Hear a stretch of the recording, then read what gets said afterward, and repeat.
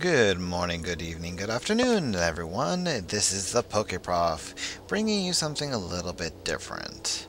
What I'm doing is doing a spectator mode on one of my own matches through LOL replay, and if y'all still having problems with that, which you should now with the most recent update, I will go ahead and make a video displaying, all that's needed in terms of helping you all out.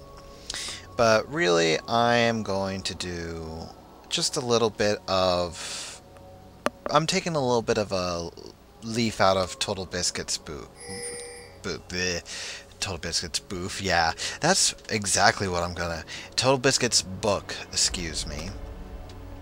And really just go to show you a really interesting game I had the other day as Volibear here. Now, as I'm saying here in the all chat, I for the first time noticed this, the Chrono Keeper hater on Volibear, which is probably because I'm fighting against Zillion here.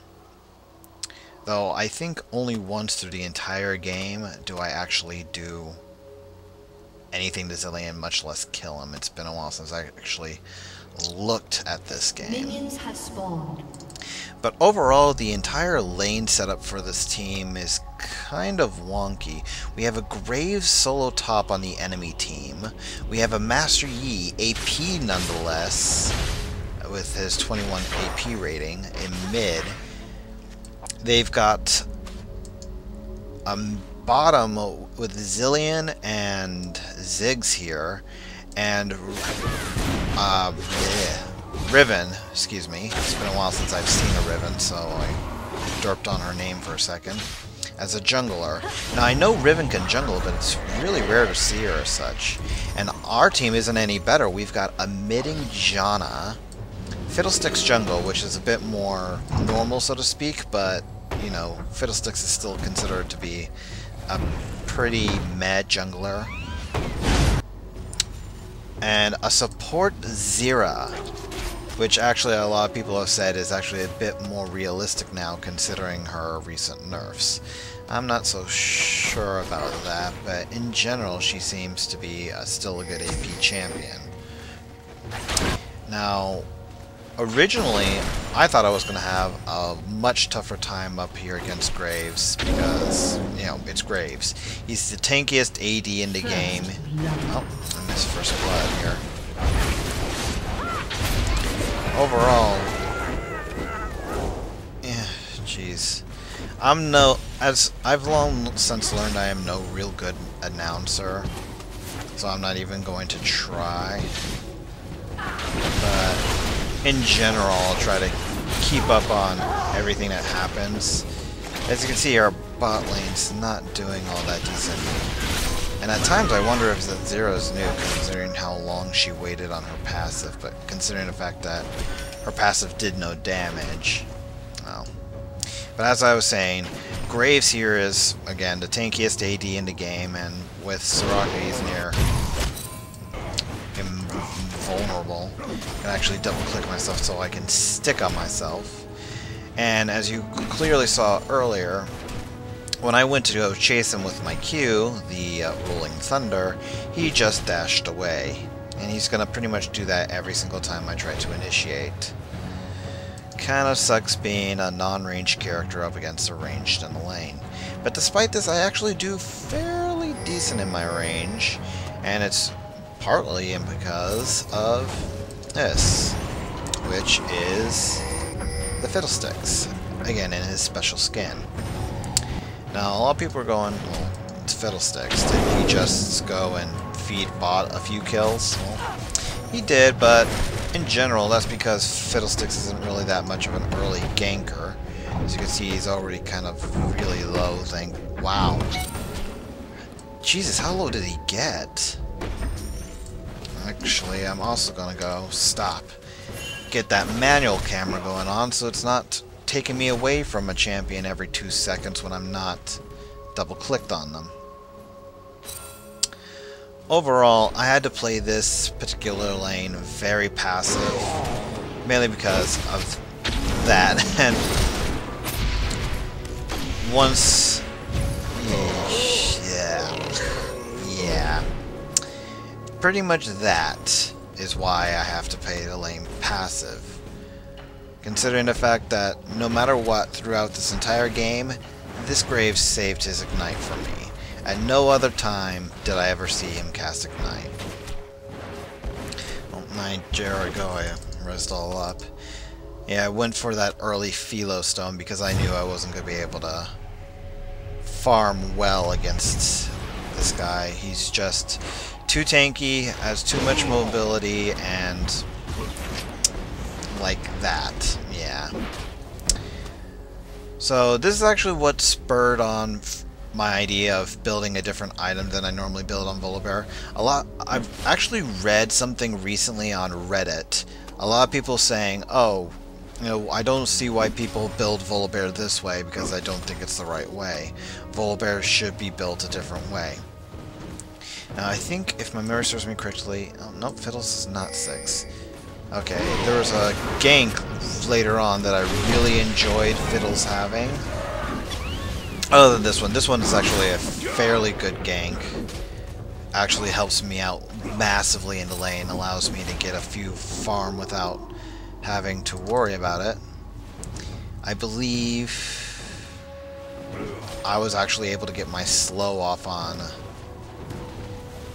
Graves there, so that actually helped out. But that's actually, as if you look at my abilities, that is actually the main strategy that Reddit had gone and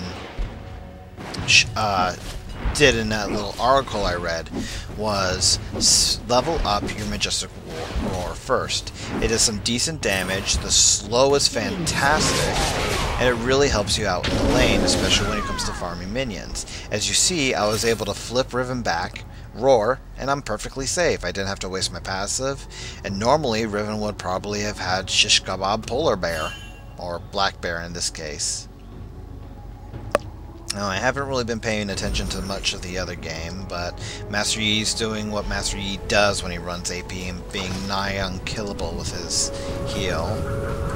Ziggs is doing meh at bottom lane.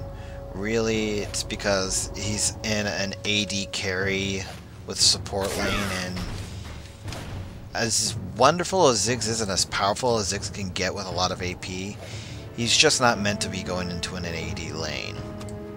I haven't really focused much on the Riven, but she's actually doing pretty decent. She already has her Wriggle's Lantern, and I think Fiddlesticks is going double Dorians, which I always hated about AP champions, is that we didn't have any real itemization within the jungle.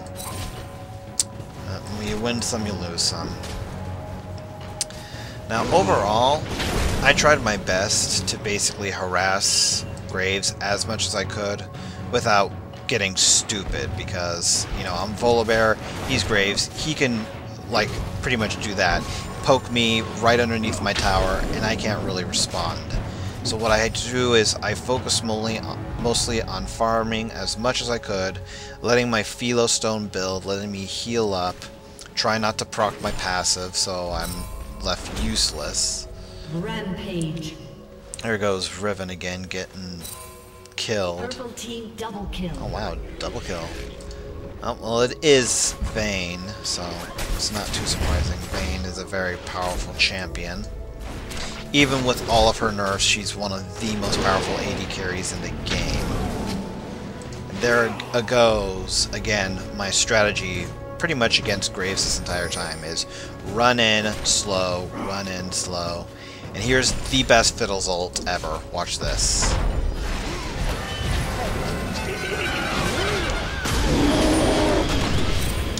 I just love that particular ult. Now you think Graves gets away here.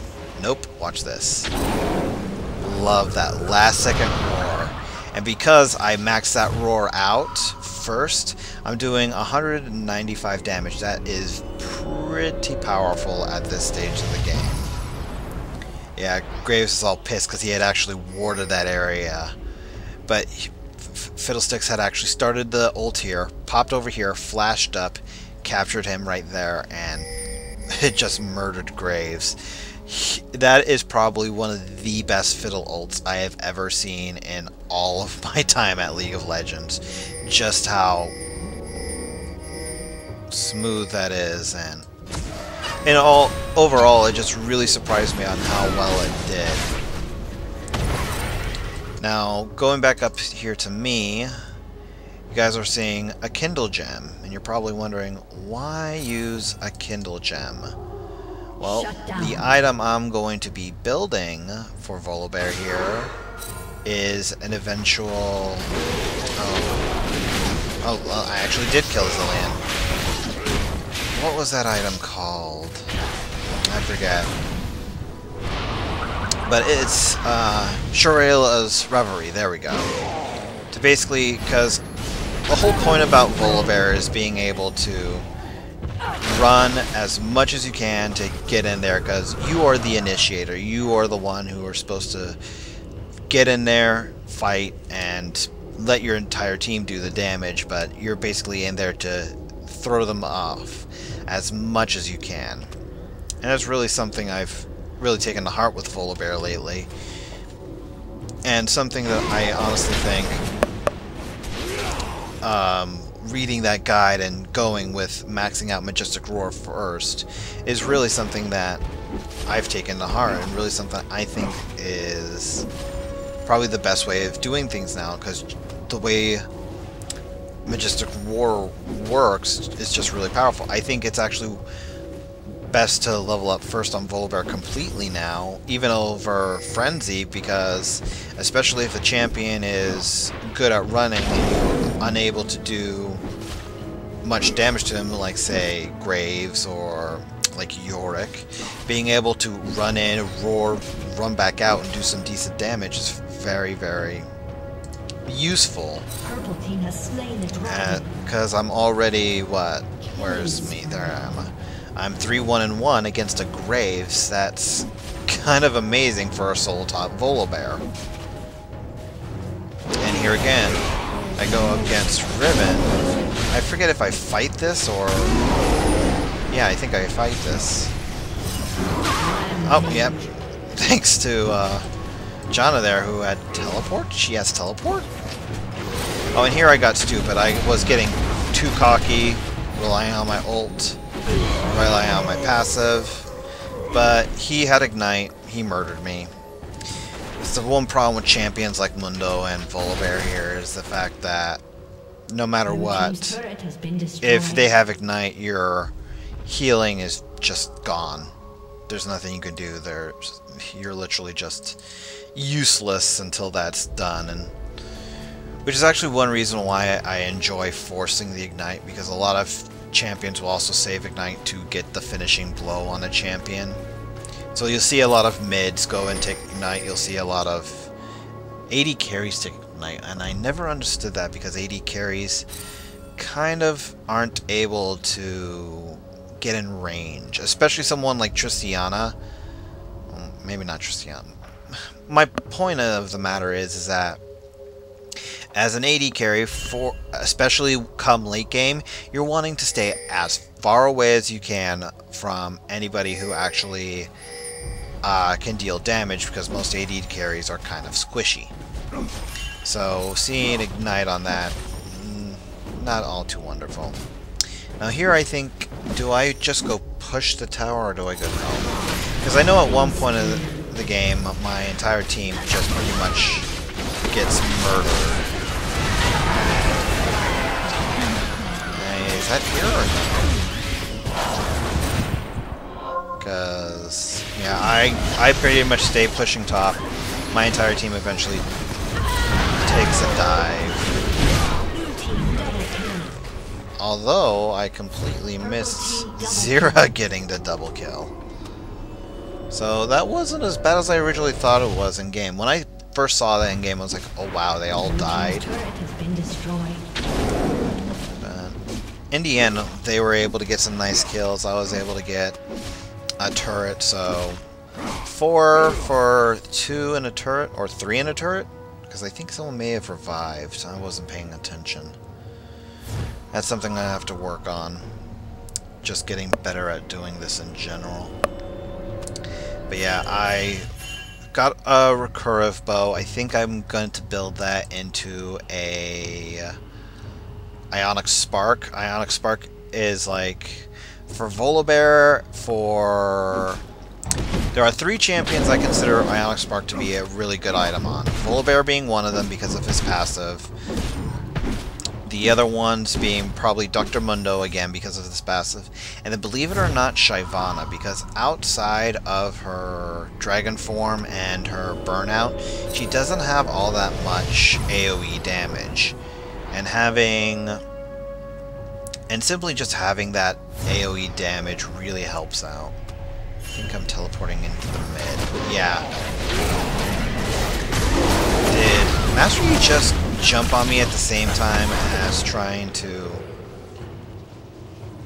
Yeah, 'cause it looks like he was trying to jump at me the exact same time as he was trying to go and... Now, why did he ward there? As I said, this game was very, very, very strange. It made me wonder what exactly both teams were thinking in several cases. And like Zira trying to tower dive and just eating point after point after point. Thankfully she got an execute instead of, you know, something worse. Let's see. Yeah, there's the ruby crystal to go into my Ionic Spark. Really, I'm still stacking health on Volibear here, but nowhere near as much as you would normally see. A lot of people go straight for that Warmogs and then straight into Atmas. Honestly, Warmogs takes way too long, in my opinion, and doesn't do enough. It's like that was like one of the original problems everyone had in Warmogs before. For some reason, it became popular. Back in the day, I think this was around like when Sona and MF first came out. No one built Warmogs on the simple fact that it gave you a lot of health, yes, but it gave you no armor whatsoever. It gave you no magic resist whatsoever, so in the end, it didn't help you sustain any damage. You had a lot of health, but that was pretty much it. So, really, by getting items that gave Volibear here health and something else other than health, so for Charelia's it's the regen and the ability to run real fast, and then eventually my Ionic Spark to do some nice, you know, auto-attacking damage on when I can get in. Overall, this makes me feel like I'm a lot stronger in general than I was, say, building straight Warmogs, where I don't think with, let's see, yeah, with this amount of gold, I think I would barely be able to afford Warmogs. And I'm not 100% sure if we're able to even check the item list here. But the cloth armor was really there to, you know, weather some of the damage Graves was throwing at me, seeing how he has now 174 AD. 5 ability power, probably from that proc. And there goes another Fiddle ult. And double lightning all the way across the sky. And this is the main thing I was talking about. Me just being absurdly tanky with not all that many tanky items, and being able to just eat the damage, and when they were ignoring me, deal a lot of damage. I think this is where they, yeah, since this is actually a replay, I can see they're going to get ready to surrender soon. I think we take Baron, maybe do one more fight, and I think that pretty much ends it. Overall, this was just a really interesting game. It really reminded me how powerful Volibear could be. And it makes me actually want to play Volibear a little bit more often. The problem is that if I do want to play Volibear, I'm wanting to play him top, because he just seems to do so much better top than he does in the jungle.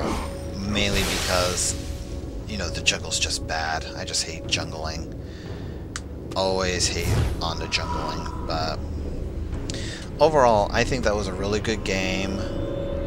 You know, weird team comps on both sides. I'm going to try to do something like this, except a little bit better next time.